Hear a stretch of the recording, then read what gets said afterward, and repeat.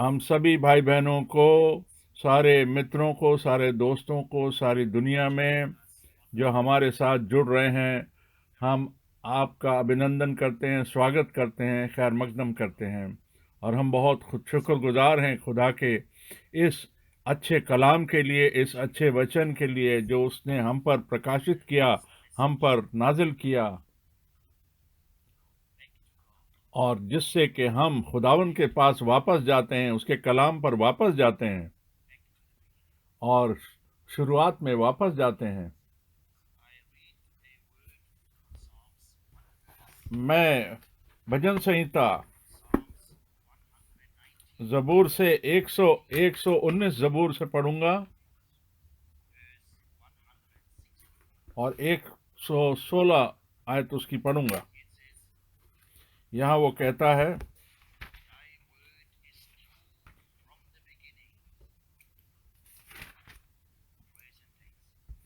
बहुत खुदावन का धन्यवाद हो।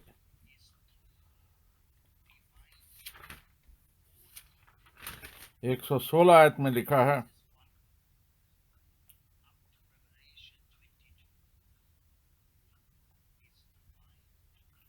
कि तेरा वचन सच्चाई है, तेरा कलाम सच्चा है।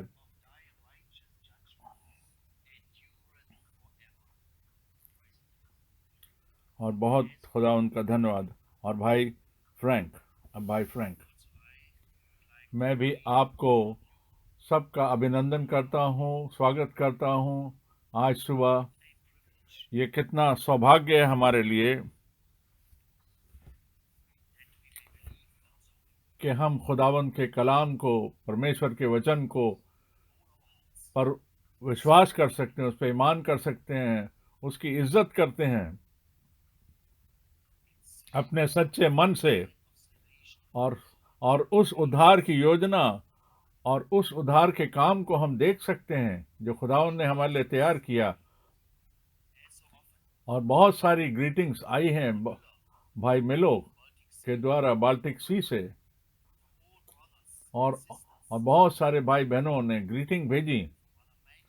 ब्रदर मैनुअल, ब्रदर लोटिका, और भाई लोटिका ने, और भाई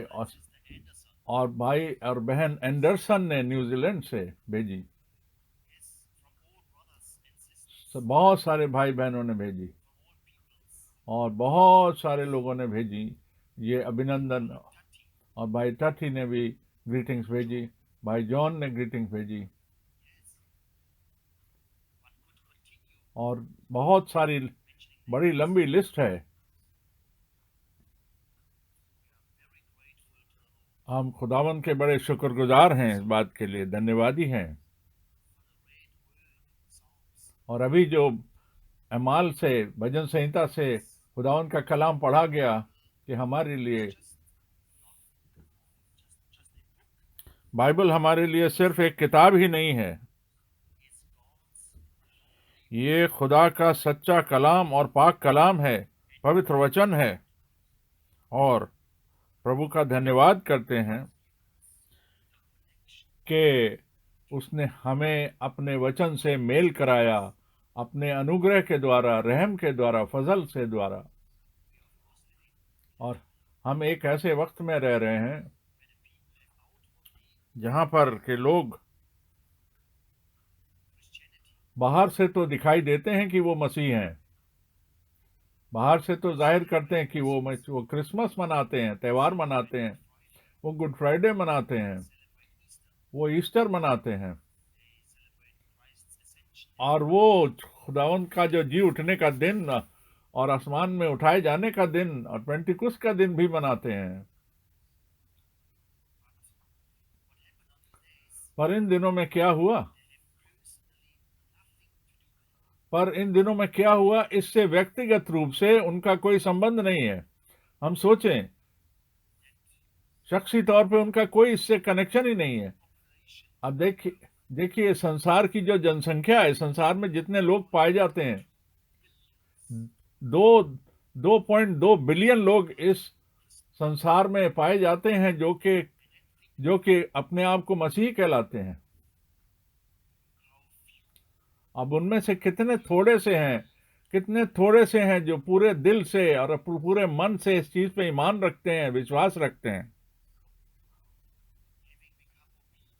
और आज्ञाकारी और हुक्म हुक्म मानने वाले बने। कितने इतने हैं, कितने ऐसे हैं जिन्होंने इस चीज का अनुभव किया कि उनका उनका बदलाव हो, उन्होंने खुदावंद यीशु मसीह को अपने जीवन में, अपनी जिंदगी में उसका अनुभव किया और नया नए सिरे से पैदा हुए हैं और उन्होंने अपने उद्धार के अनुभव को प्राप्त किया है। और हमको कितना दुख होता है इस बात से ये देख के। हम ये जानते हैं कि हम एक इस समय में आ गए हैं जो आखिरी का भी आखिरी वक्त है और हर दिन और रोज रोज खबरें आ रही हैं कि इस जमीन पर क्या हो रहा है, धरती पर क्या हो रहा है। कुछ भी वैसा नहीं है जैसा वो पहले था, कुछ भी ऐसा आज नहीं है। चाहे वो खेती बाड़ी में हो, चाहे वो जंगलों में हो, चाहे वो एयर ट्रैफिक में हो, चाहे इंडस्ट्री में हो, हर चीज बदल चुकी है, हर चीज फर्क हो गई है। अगर हम आज के जो नियम हैं उनके बारे में सोचें, कानूनों के बारे में सोचें जो कि मिलने जुलने के लिए जरूरी हैं और उन नियमों का पालन होना जरूरी है, तब हम देखते हैं कि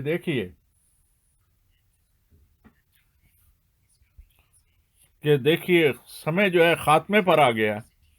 अब देखिए कितनी पेचीदगियां आ रही हैं और देखिए देश विदेश में, अलग अलग मुल्कों में। अब देखिए अफगानिस्तान की ओर अगर हम देखते हैं कि देखिए कंट्री में, अपने देश में सारे लोगों का शासन ठीक से चले, ऐसा करने के बजाय देखिए वहां तो कुछ उसका उल्टा ही हो रहा है।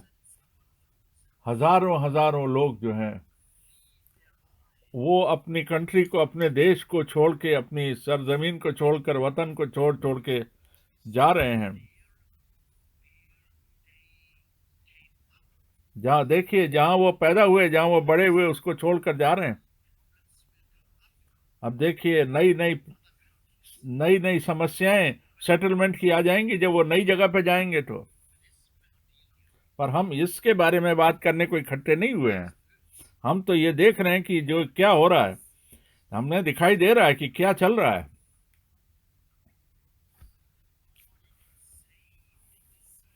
कि कोई इस बात का हिसाब नहीं लगा सकता कि क्या हो रहा है। हर चीज जो है वो बिखर चुकी है। और मेरे भाई और बहनों,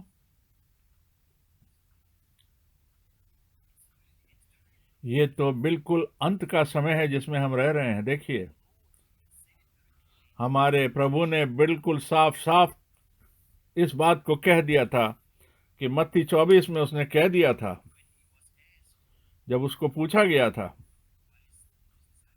जब उसके चेलों ने उससे पूछा था ये सारी बातें कब होंगी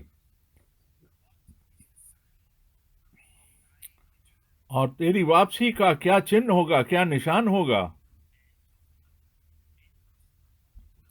और इस संसार का अंत कैसे होगा। भाइयों और बहनों,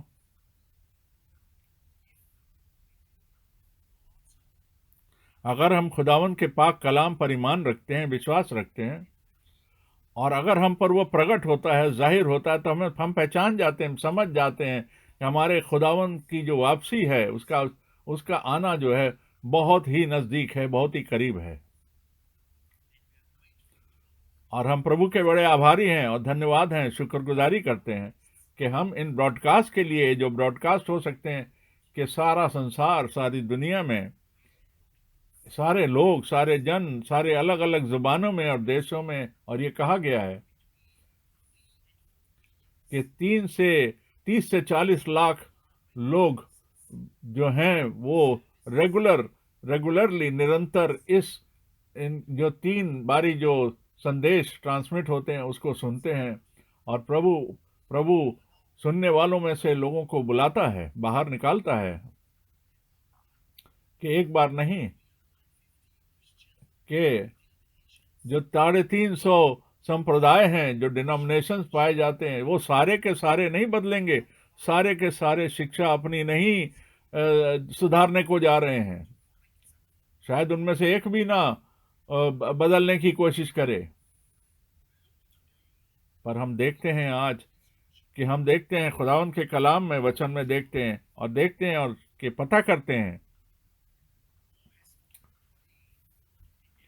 क्योंकि इस गलती का शिकार कौन कौन हो गया है, जो गलत शिक्षाएं हैं, गलत तालीम है, और किसको रास्तबाजी मिली और किसको फजल मिला खुदावंद के सामने।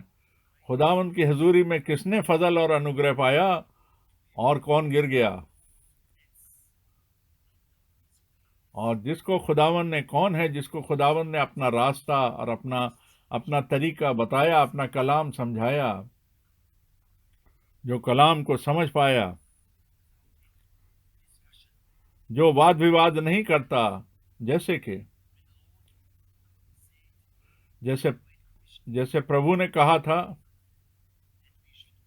कि हम सारे संसार में जाएं, जो उसकी बड़ी आज्ञा थी जाने से पहले, कि हम जाएं और शिक्षा दें और इस उद्धार की योजना को, गॉस्पेल को का प्रचार करें और बपतिस्मा दें। जो विश्वास करते हैं उनको बपतिस्मा दें। और प्रभु बड़ा साफ साफ तरीके से कहता है कि जो ईमान लाता है और जिसने बपतिस्मा लिया है वो नजात पाएगा, उसका उद्धार होगा।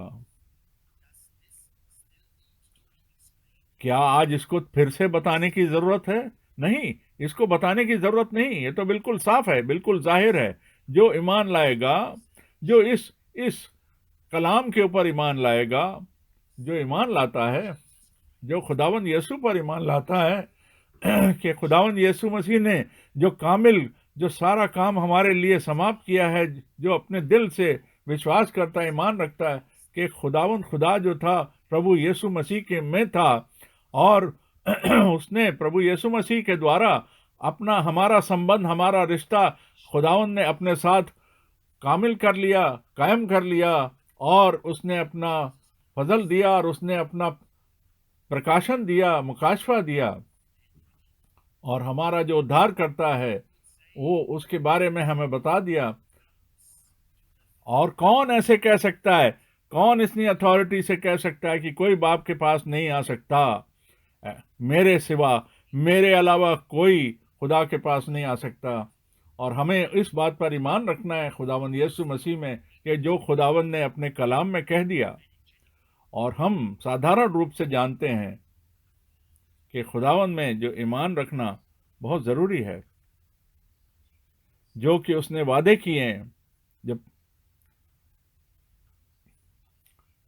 जो कुछ उसने अपने कलाम में कहा।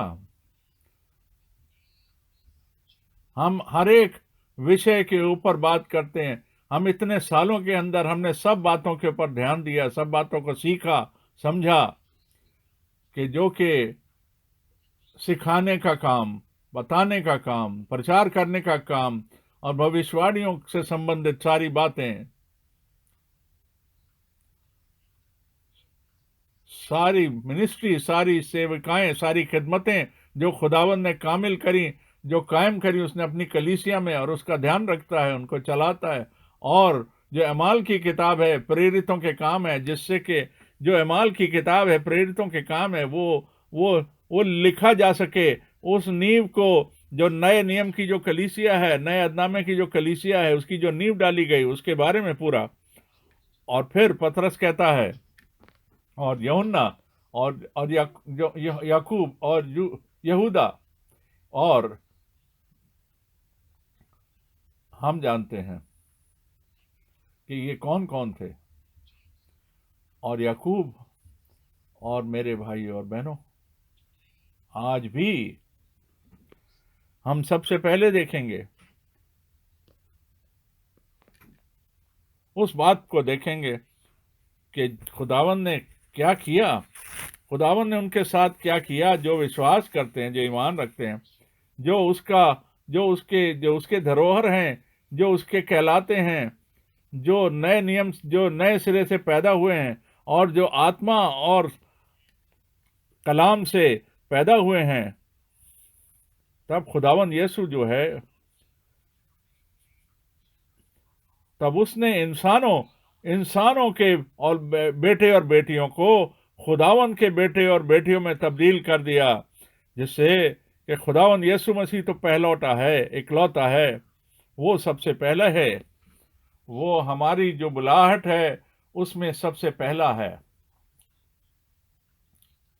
अब हम कुछ कलाम वचन से पढ़ेंगे। हम पढ़ेंगे,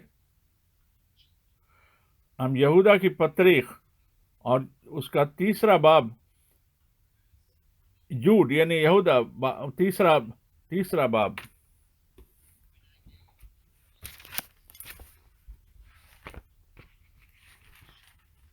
यहूदा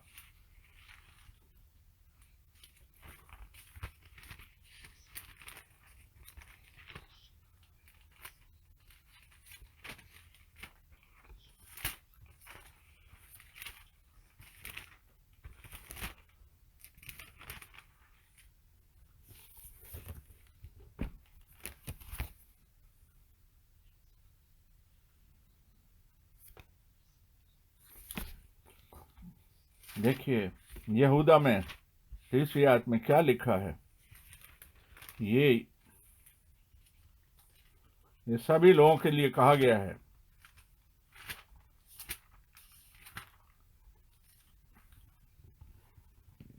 हे प्रियो, मैं तुम्हें उस उद्धार के विषय में लिखने में अत्यंत परिश्रम से कह रहा था, हम सब सहभागी हैं। मैंने तुमसे समझाना जरूरी जाना कि पूरी यत्न करो, पूरी मेहनत करो, कि क्योंकि इतने हैं। अब देखिए खुदावंद ये कह रहा है, यूहन्ना 17 के हिसाब से उन्होंने इस चीज का अनुभव किया, इस चीज को जाना कि हमारे खुदावंद ने अपनी दुआ में कहा कि उनको पवित्र कर, उनको रासबाज कर, उनको पाक कर, सच्चाई से उनको पाक कर, सिद्ध कर, क्योंकि तेरा जो वचन है, तेरा जो कलाम है, वही सच्चाई है। अब देखिए ये जो वचन, जो कलाम हमको सौंपा गया, जो हमको दिया गया एक ही बार के लिए दिया। ये नहीं कि हमको ये वचन कलाम दिया गया, बाद में इसमें तब्दीली हो जाएगी या वापस ले लिया जाएगा। नहीं, ये एक बार के लिए कामिल तौर पे फाइनल रूप में हमको दे दिया गया, और हमको ये कलाम दे दिया गया। जो उद्धार पाए लोग हैं, जो बचाए हुए लोग हैं, जिनको फजल मिला, अनुग्रह मिला खुदावन के सामने,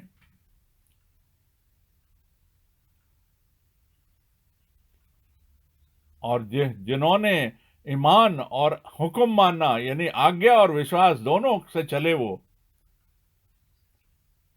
और जिन्होंने बपतिस्मा भी लिया और एक बार में बपतिस्मा लिया, खुदावंद यीशु मसीह के नाम में जिन्होंने बपतिस्मा लिया, और उसके बाद इस प्रॉमिस को हमने लिया, इस वादे को हमने जाना कि ये भी खुदावंद जो है वो आग का बपतिस्मा और वचन का बपतिस्मा हमको देता है। और देखिए, जिन्होंने अपने उद्धार को जाना, अपने उद्धार को अनुभव किया, एक्सपीरियंस किया अपनी जिंदगियों के अंदर कि खुदावंद ने हमें क्या दिया, खुदावंद ने अपने फजल से हमको क्या दिया, उसके लिए यत्न करते रहें, उसके लिए कोशिश करते रहें, उसके लिए परिश्रम करते रहें, जो कि उसने अपने संतों को, अपने चुने हुए लोगों को दिया। और इसको बार बार कहने की जरूरत है इस ब्रॉडकास्ट के द्वारा। हम किसी ग्रुप या संप्रदाय या किसी बाहर की शिक्षा को रिप्रेजेंट नहीं करते, उसके उत्तरदायी नहीं है, उसके एजेंट नहीं है, पर हम उस सच्चे और जिंदा ईमान के बारे में बोलते हैं, जो कि सच्चे और जिंदा खुदावंद के बारे में है उसके बारे में हम बात करते हैं, जो हमें खुदावंद यीशु मसीह हमारे नजात दहिंदा के जरिए से हमको के बारे में हमको मिला। और हमको उस कलाम की तरफ, उस शुरुआत की तरफ हमको वापस जाना है और सिर्फ उस बात पे यकीन रखना है, सिर्फ उस बात पे ईमान रखना है जैसा कि कलाम कहता है, और इस बात का अनुभव भी करें कि कलाम क्या कहता है। हम पढ़ें यहाँ पर, और हम दूसरा तिमोथी 4:7 और 8 आयत, दूसरा तिमोथी 4 7वीं और 8वीं आयत, दूसरा तिमोथी 4 7 और 8।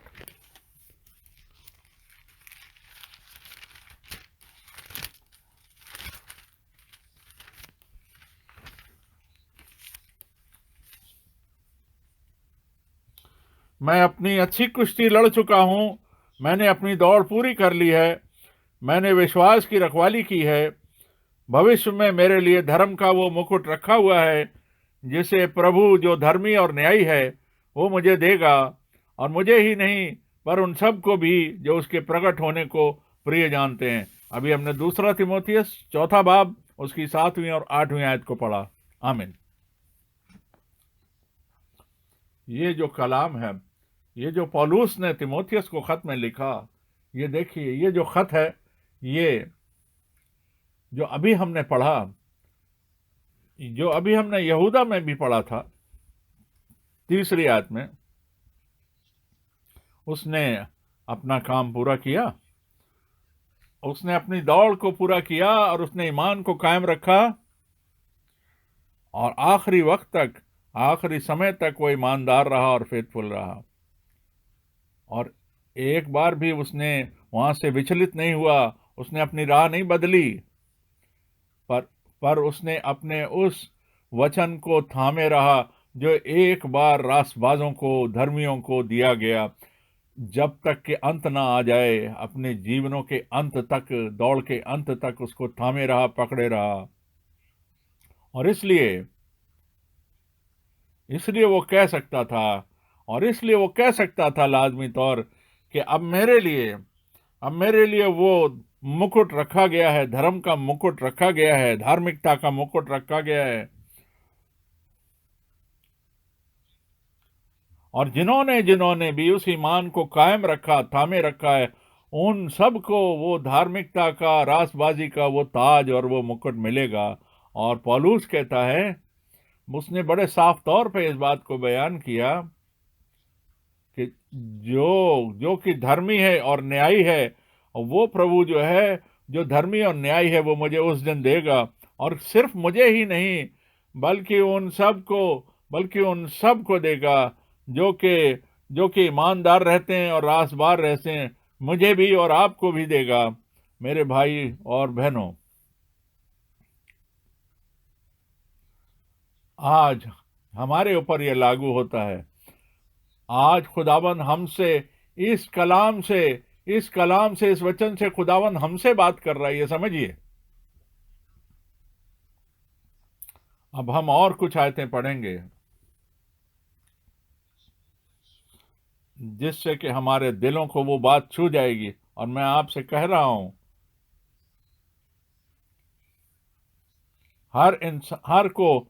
हर इंसान खास तौर पे पर्सनली उन आयतों को अपने मनों में जाने, ग्रहण करे, रिसीव करे। हम कहते हैं, अब हम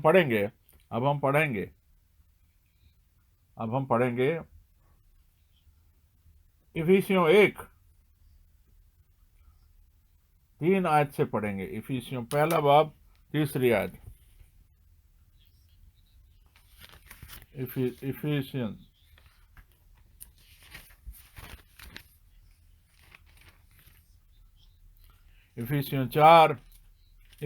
1:3 से पढ़ रहे हैं।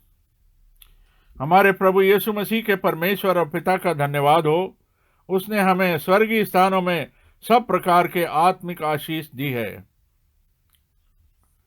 देखिए, इसको इकरार करें, इसका इकरार करें, इस बात को कहें, हाय खुदावन, हाय वफादार खुदावन प्रभु,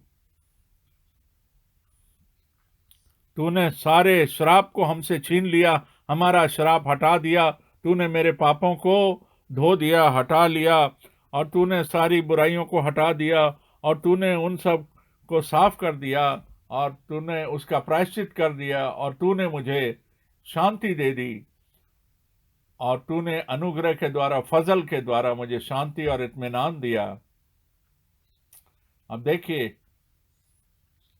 अब देखिए ये जितनी बातें हैं, ये देखिए सारी स्वर्गीय स्थानों में, आसमानी मुकामों में हमारे लिए ये आशीषें हैं। और देखिए उसने आसमानी मुकामों में मुझे और आपको, अपनी कलीसिया को बरकतें दी। और और और खुदावन चाहता है कि इन सारी बातों को जो शुरू की कलीसिया में थी, इस आखिरियत के वक्त में वो हमें उस उस उस सिचुएशन में, उस परिस्थिति में, उस हालत में लेकर आ जाए जैसे कि वो शुरू में थी। और उसने अपनी इच्छा और भली भली मनसा से हमें अपने लिए पहले से ही ठहराया कि हम पहले से ही हम उसके सामने पवित्र हों और निर्दोष हों। हम खुदावन का बड़ा शुक्र करते हैं इस बात के लिए।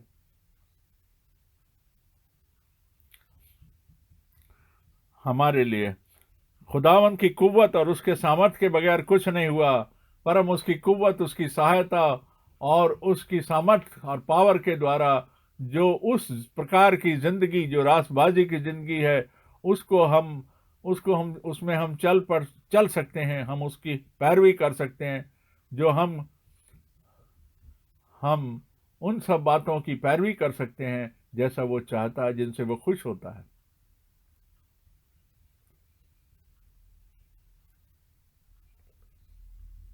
कि हम खुदावन के भय में और उसकी इज्जत में रहें। 5वीं आयत पढ़ रहे हैं। और अपनी इच्छा के भले अभिप्राय के द्वारा हमें अपने लिए पहले से ही ठहरा दिया कि यीशु मसीह के नाम, कि यीशु मसीह के द्वारा, कि यीशु मसीह के जरिए से हम उसके लेपालक बेटे और बेटियां हो जाएं। खुदावन का शुक्र हो कि उसने हमें पहले से ही चुन लिया और ठहरा दिया, अपनी औलाद और अपने बच्चे बना करके प्रभु यीशु मसीह में अपनी मंशा के द्वारा, अपने भले अभिप्राय के द्वारा। और प्रभु यीशु मसीह जो खुदावन का बेटा है, और उसके ऊपर ये आवाज आई आसमान से, ये मेरा प्यारा बेटा है, ये मेरा प्रिय पुत्र है, जिससे मैं अति प्रसन्न हूँ, जिसमें मैं निहायत खुश हूँ। जो खुदावन का बेटा होता है, जब हम खुदावन के बेटे होते हैं, जब हम उस लेपालकपन और उस पहले से ठहराए जाने, पहले से चुने जाने से कि हम उसके बेटे और बेटियां कहलाए, और हमारा लेपालन हो चुका, हमारा एडॉप्शन हो चुका। और जिस तरीके से खुदावन यीशु मसीह जो खुदावन का बेटा था, जो खुदा का बेटा था, वो जो खुदावन का बेटे, उसी तरीके से हम भी खुदावन के बेटे और बेटियां कहलाते हैं। और कितनी फजल की और कितनी बरकत की बात है। कौन कह सकता था कि मैं अपने खुदावन की तरफ जा रहा हूं, और तुम्हारे खुदावन के पास जा रहा हूं, और अपने खुदावन के पास जा रहा हूं, और तुम्हारे खुदा के पास और अपने खुदा के पास जा रहा हूं। ये हमारे खुदावन यीशु मसीह ने कहा, और उसके नाम की महिमा और जलाल हो। अब देखिए वो आज जो भी हमारे लिए कर रहा है, उसका कितना शुक्रगुजारी हम करते हैं, कितना धन्यवाद करते हैं। आगे पढ़ें। और 6ठी आयत, क्योंकि उस अनुग्रह यानी कि फजल की महिमा की स्तुति हो कि उसने हमें प्रेम में, सेत में, उसने हमें लहू से छुटकारा दिया और अपराधों की क्षमा दी, उस अनुग्रह के धन के अनुसार जिसे उसने उसने हमें अपना फजल दे दिया। खुदावन का शुक्र हो।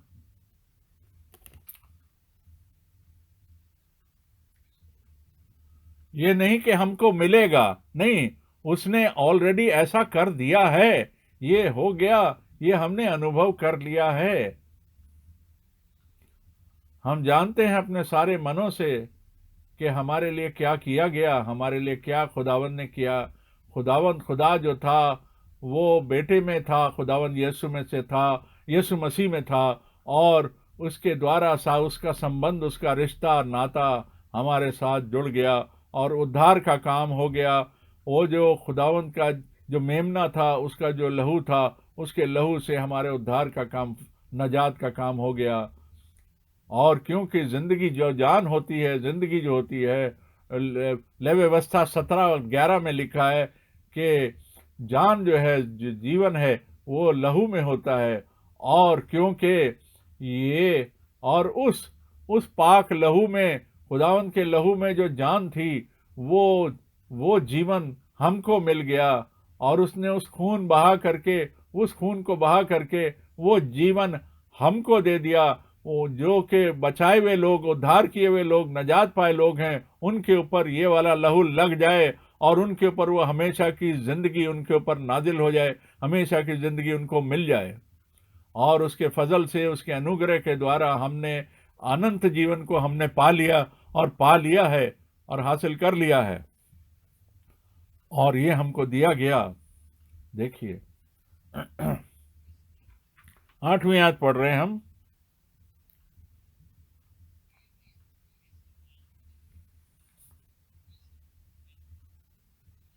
जिसे उसने सारे ज्ञान और समझ सहित हम पर बहुतायत से कर दिया, क्योंकि उसने अपनी इच्छा का भेद भले अभिप्राय के द्वारा हमें बताया, जिसे उसने अपने आप में ठान लिया था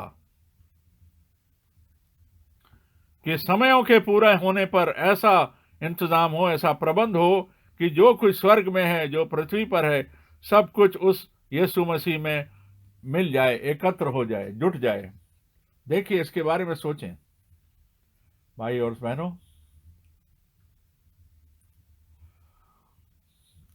हम अपने वक्त में,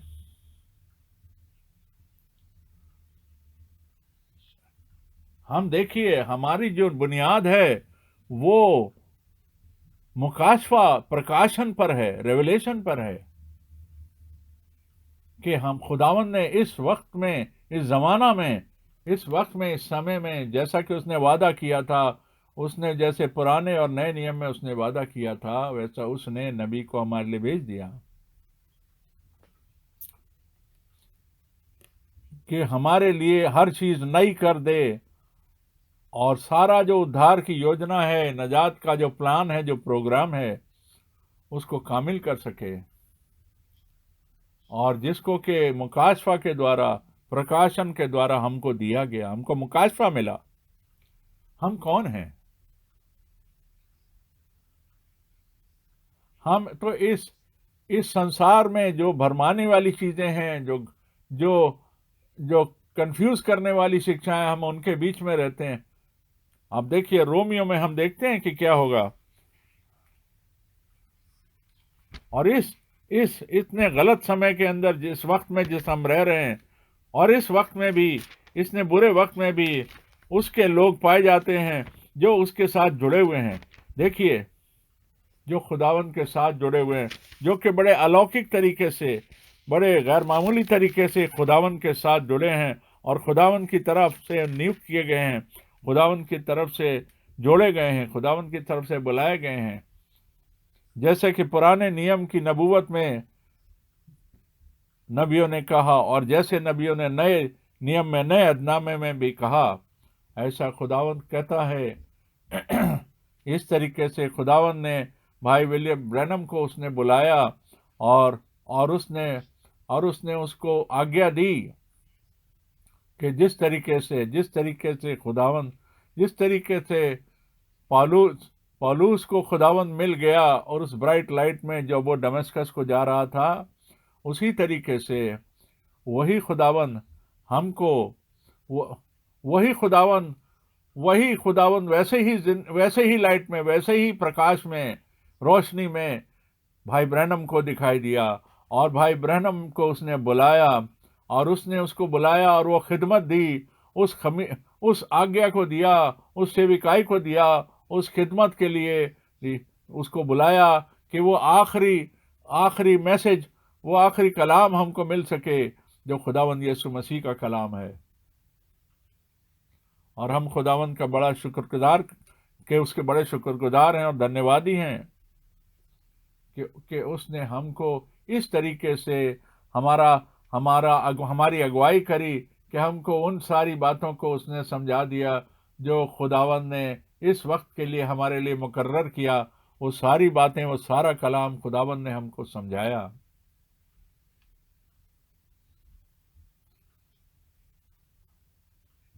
हम सिर्फ 4000 साल पहले क्या हुआ था इसके बारे में नहीं बोलते, जो 2000 साल पहले हुआ सिर्फ हम उसका बखान नहीं करते।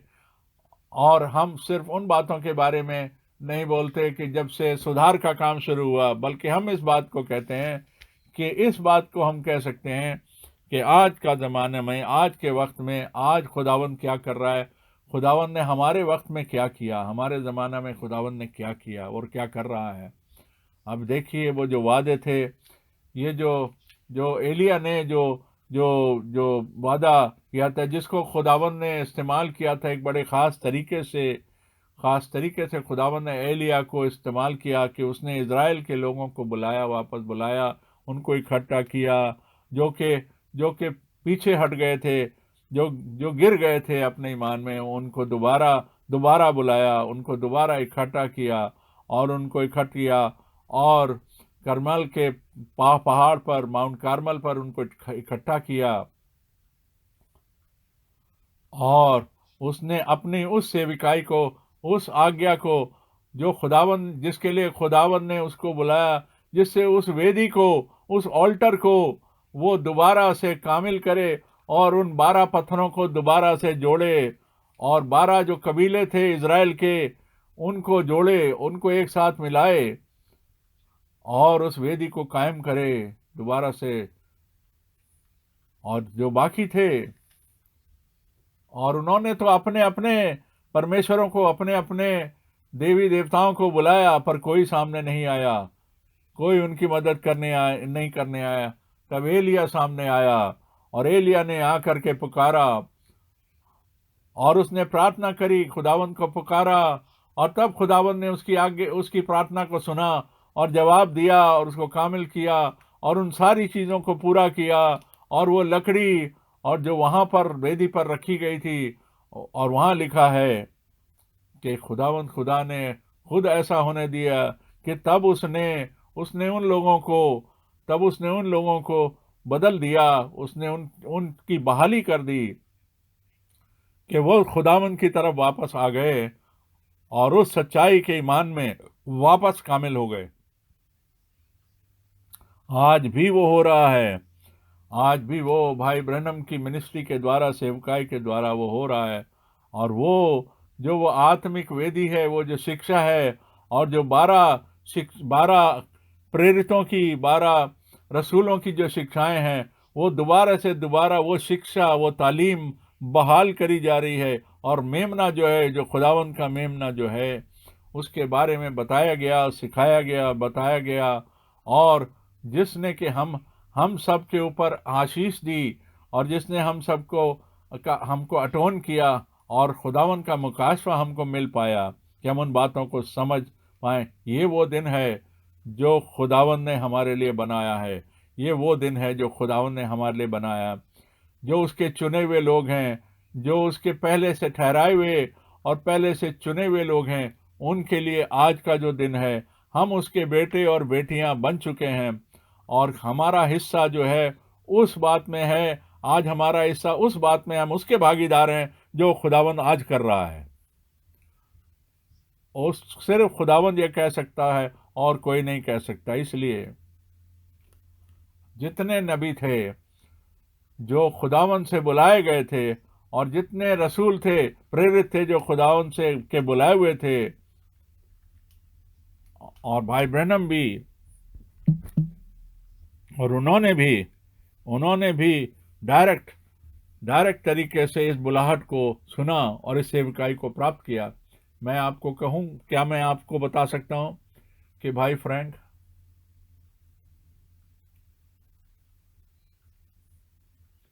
कि ना सिर्फ सन 1949 से इस बात को मैंने अनुभव किया पर्सनली, बल्कि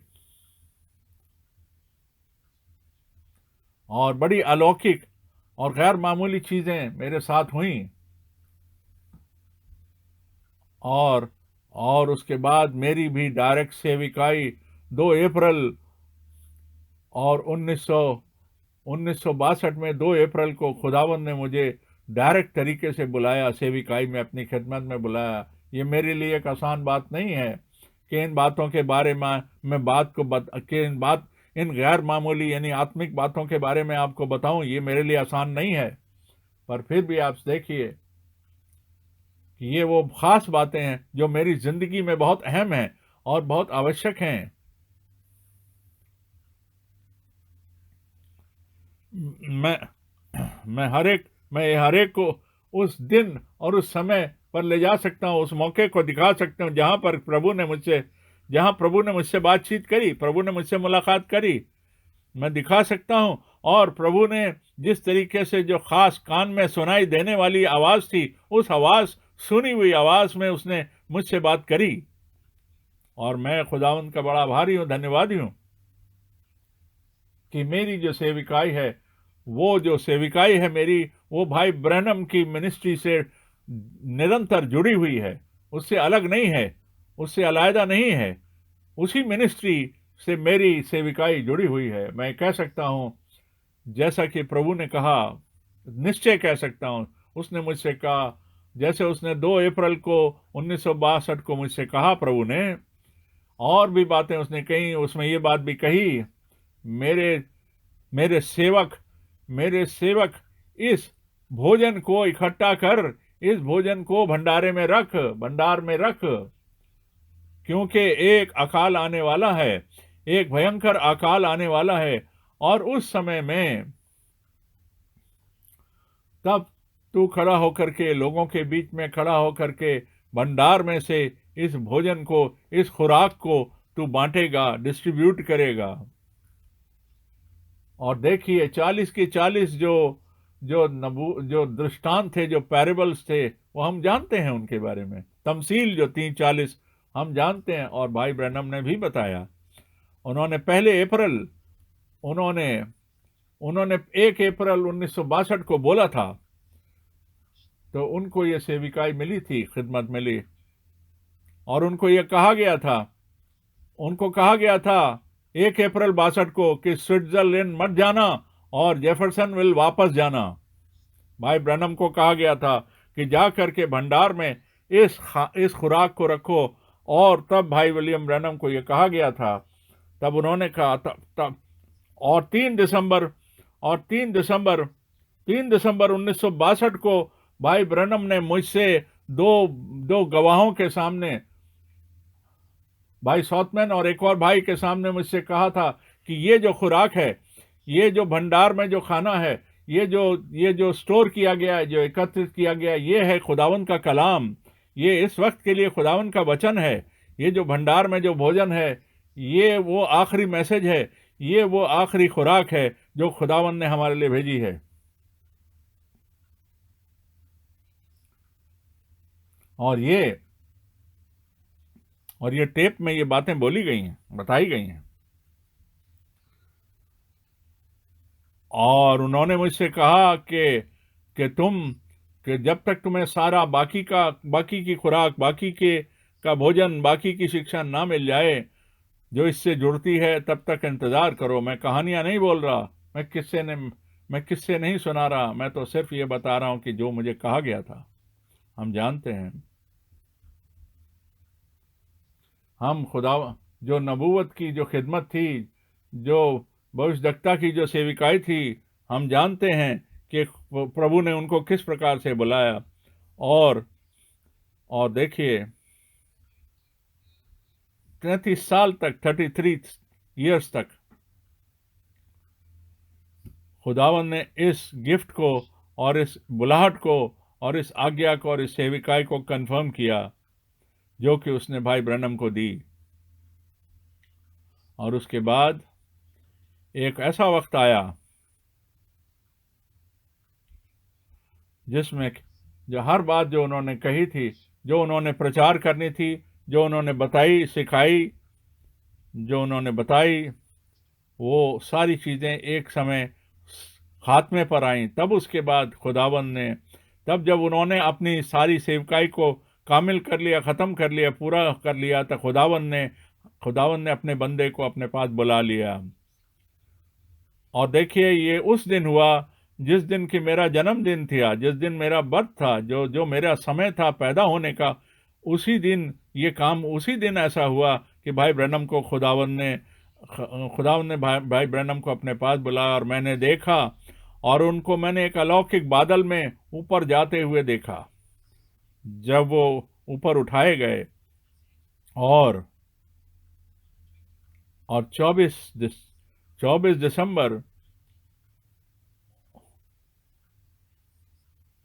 दिसंबर 1965 को आधी रात होने से पहले जब मुझे ये मुकाशफा प्रकाशन मिला,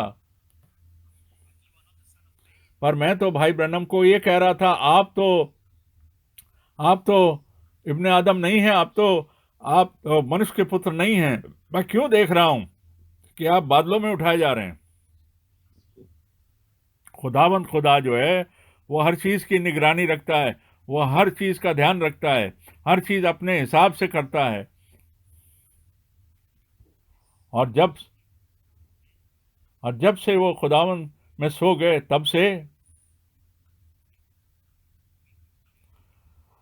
तब से वही कलाम जो भंडारे में रखा गया था, वो जो वचन था, वो जो खुराक थी, हम उस खुराक को, उस वचन को, उस शिक्षा को, हम उस वचन को सारी संसार में ले जा रहे हैं, डिस्ट्रीब्यूट कर रहे हैं। जो खुदावन ने किया, हमारे वक्त में, हमारे समय में किया। और उसी तरीके से, और जो 11 जून 1963 को ये बात भाई ब्रैनम को कही गई कि जैसे कि यूहन्ना बपतिस्मा देने वाले को भेजा गया खुदावन की पहली आमद के लिए, उसी तरीके से तुमको वो संदेश, तुमको वो कलाम, तुमको वो मैसेज दिया गया है। ये जो मैसेज तुमको दिया गया, ये खुदावन यीशु मसीह की दूसरी आमद की तैयारी करेगा। और बहुत सारे साल आए और चले गए। 1965 के बाद बहुत साल आए और बहुत साल चले गए, पर खुदावन का कलाम जो है वो इन दिनों में, इन सालों में, इस अरसे में खुदावन का कलाम दुनिया के कोने कोने में पहुंच गया। और जो सेवा करने वाले भाई हैं वो भी यही वाली खुराक, यही आत्मिक खुराक जो है, कई बहुत सारे सेविकाई करने वाले भाई जो हैं वो इसको बांट रहे हैं। उन भाई ने मुझे कहा उन्होंने कहा अपनी ईमेल में कि, कि मैं कि मैं किसी और भाइयों की मीटिंग में नहीं जाता जिसमें भाई फ्रैंक को निमंत्रण न्योता नहीं मिलता। और देखिए, उन्होंने इस चीज को थामे हैं, इस चीज को उन्होंने परख लिया, इस चीज को जान लिया। और उन्होंने कहा कि खुदावन ने बहुत लोगों को नहीं बुलाया, और वो हमेशा एक को बुलाता है। वो बहुतों को बहुत सारी गिनतियों में नहीं बुलाता, एक वक्त में खुदावन एक को बुलाता है। क्या आपने क्या क्या आपने किसी से ये सुना जो ये कह सकता है कि मैंने इस दिन, इस वक्त, इस जगह पर, इस शहर में और इस घड़ी मैंने खुदावंद की चुभने वाली उस आवाज को मैंने सुना, अपने कानों से सुना। और ये उसने मुझसे कहा, क्या कोई ऐसा इंसान है जो आपसे कोई कह सकता है? ऐसा कोई इंसान आज आप इस जमीन पर नहीं पा सकते, क्योंकि ऐसा और कोई ऐसा कोई इंसान है नहीं। खुदावंद ने हर चीज़ का इंतज़ाम किया। खुदावंद ने पूरी हलीमी में कह रहा हूँ कि खुदावंद ने हर चीज़ का इंतज़ाम किया। हर चीज़ को खुदावंद ने डिसाइड किया, नियुक्त किया, जो कि उसके उद्धार की, उसके नजात का जो प्रोग्राम है, उसमें खुदावंद ने उसको कामिल किया। भाई और बहनों, अगर मैं आपको बताऊं एक उस अनुभव के बारे में जो मेरे साथ हुआ, और जो जो अभी एक हफ्ता पहले मेरे साथ हुआ, मैं ये बता रहा हूँ। कुछ भाई लोग बेल्जियम से आए, और वो मुझे मिलने के लिए आए।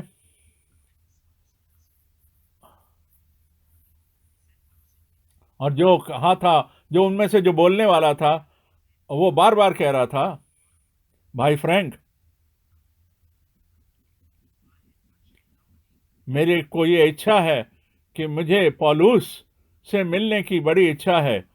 और उन्होंने कहा, और उसने कहा, भाई फ्रैंक, और उसने बोला, जो मेरी जो इच्छा है, मेरी जो जबरदस्त इच्छा है, मैं पौलुस को ग्रीट करना चाह रहा था, उसका अभिनंदन करना चाह रहा था।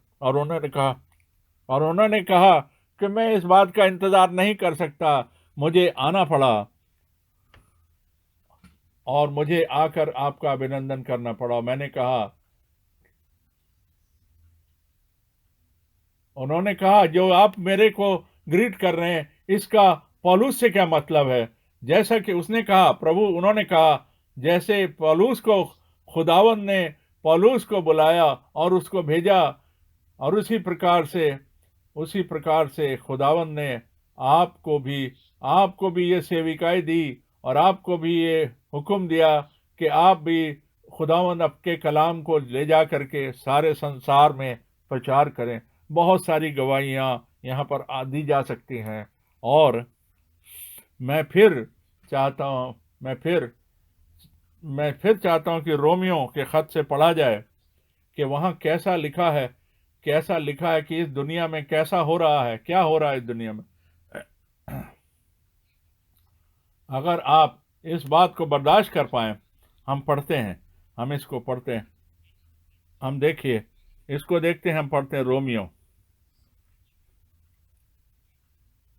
जिससे कि आप और आभारी हों और शुक्रगुजार हों कि खुदावन इस जमाना में हमारे साथ, खुदावन हमारे को कैसा रहम और कैसा फजल मिला। हम रोमियो 1 और 20 और 25 आयत, 25 से 32 आयत, रोमियो 1, 25 से 32।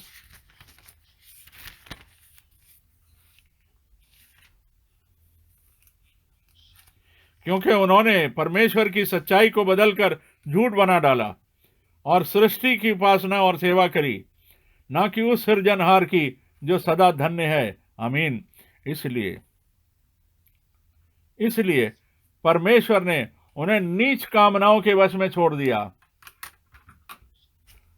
और जहां उनकी स्त्रियां ने भी स्वाभाविक व्यवहार को उसके स्वभाव के विरुद्ध है बदल डाला, वैसे ही पुरुष भी स्त्रियों के साथ स्वाभाविक व्यवहार छोड़कर आपस में कामातुर होकर जलने लगे, और पुरुषों ने पुरुषों के साथ निर्लज काम करके अपने अपने भ्रम का फल पाया।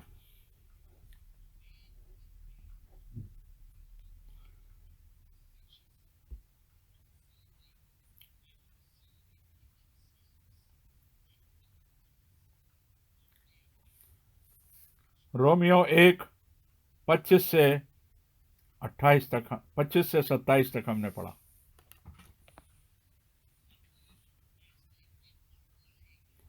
जब उन्होंने परमेश्वर की को पहचाना ना, तो परमेश्वर ने उन्हें निकम्मे मन पर छोड़ दिया कि वे अनुचित काम करें।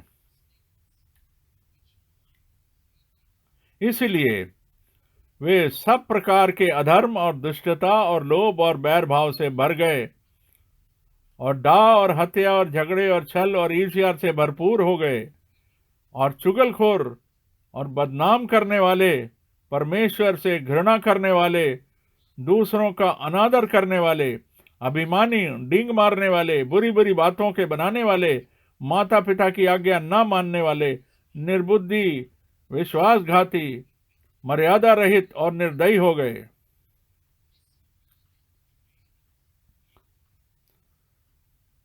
वो तो परमेश्वर की ये विधि जानते हैं कि ऐसे ऐसे काम करने वाले मृत्यु के दंड के योग्य हैं।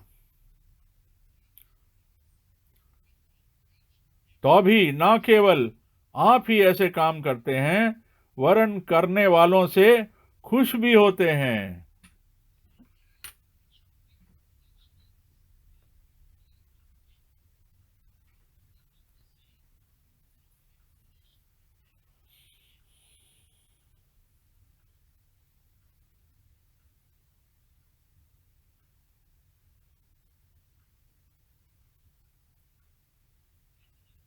देखिए, इतना ही काफी है। देखिए, आपने सुन लिया, पढ़ लिया। देखिए, ये काफी है जो सुना गया और पढ़ा गया। कि देखिए, यहां देखिए, इस बात का कंपैरिजन देखिए, इसकी तुलना देखिए कि देखिए, जो बचाए हुए लोग हैं, जो उद्धार पाए लोग हैं, उनके साथ क्या हो रहा है। वो उनका उनका उनका उनके साथ जो तौर तरीका है, जो खुदावंद का नियुक्त किया तौर तरीका, वो चल रहा है। जैसे खुदावंद ने कहा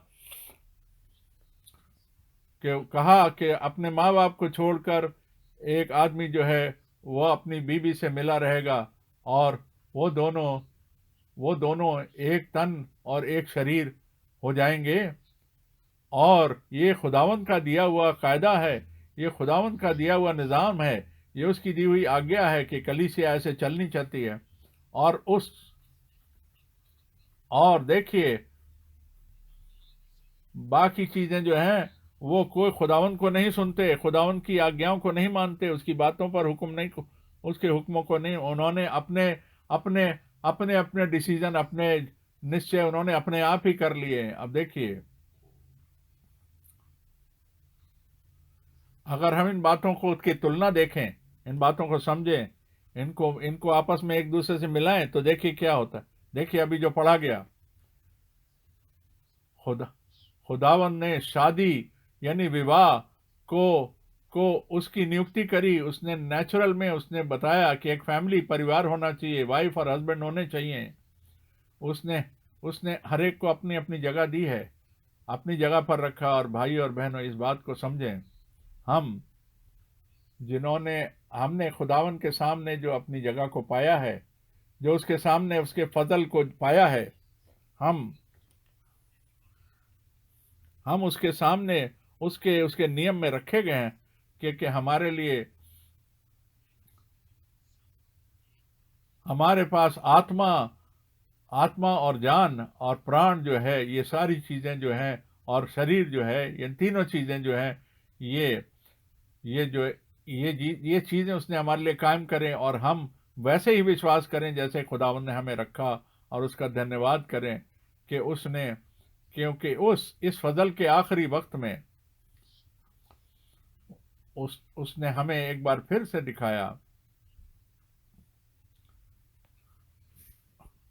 और उसने और जो उसने हमारे लिए किया, और हम आज्ञा मानने के द्वारा अपने आप को उसके सामने उसकी हुजूरी में पेश करते हैं, और हर चीज में, हर शिक्षा में अपने आप को उसकी हुजूरी में, उसकी खिदमत में, उसके हाथ में सौंप देते हैं हलीमी के साथ। और हम और हम और हमको खुदावंद अपने कलाम में उन सारी बातों को जो उसने रखी हैं वो समझाता है खुदावंद। और खुदावन उन सारे भाइयों को जो उनको बुद्धि दे, सुबुद्धि दे, फजल दे, जो कि सेविकाई करते हैं, जो खिदमत का काम करते हैं, कि क्योंकि उनको उनके ऊपर कोई और शिक्षा, कोई और तालीम उनके ऊपर ना आ जाए, और उनके बीच में एक संतुलन रहे, एक बैलेंस रहे, कि उनको पता रहे कि क्या कैसे पेश करना है, क्या कैसे देना है।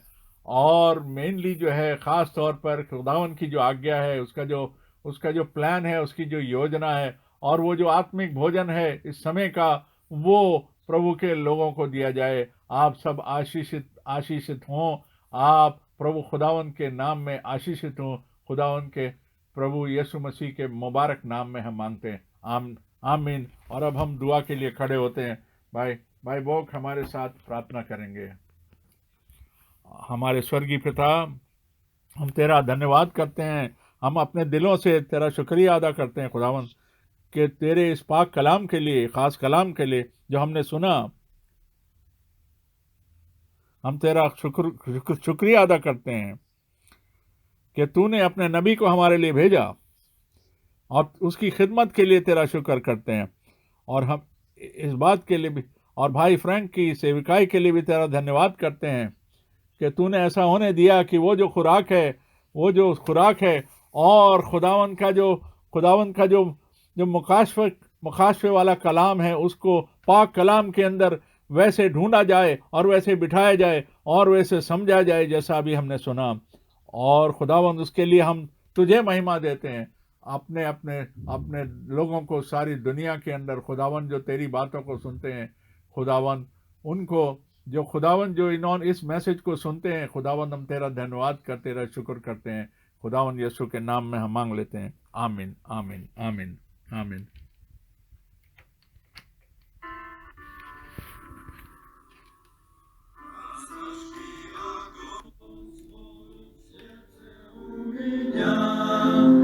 Пусть он пылает, Боже, для Тебя.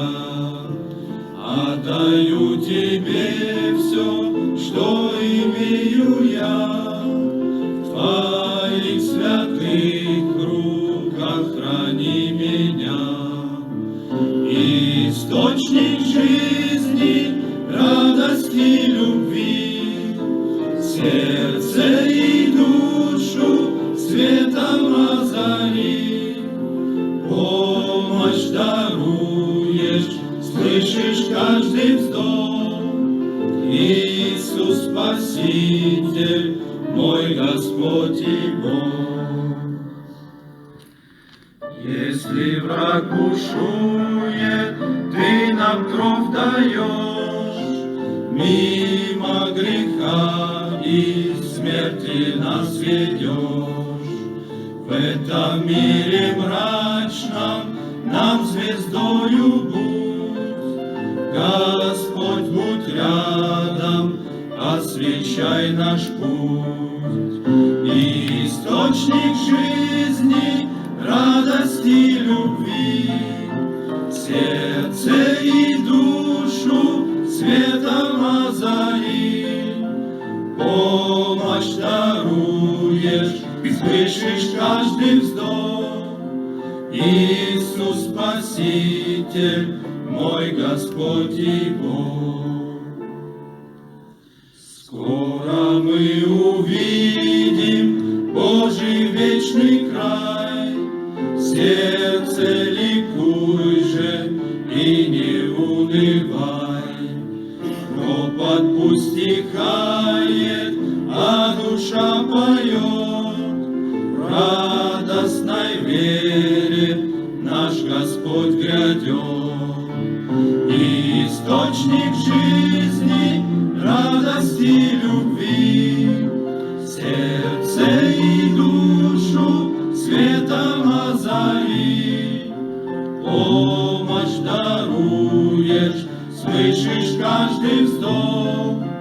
Иисус Спаситель, moj Gospod i Bog. Quelle des Lebens und der Freude Quell, du machst das Dunkel meiner Seele hell. Du hörst mein Beten, hilfst aus aller Not. Jesus, mein Heiland, mein Herr und Gott.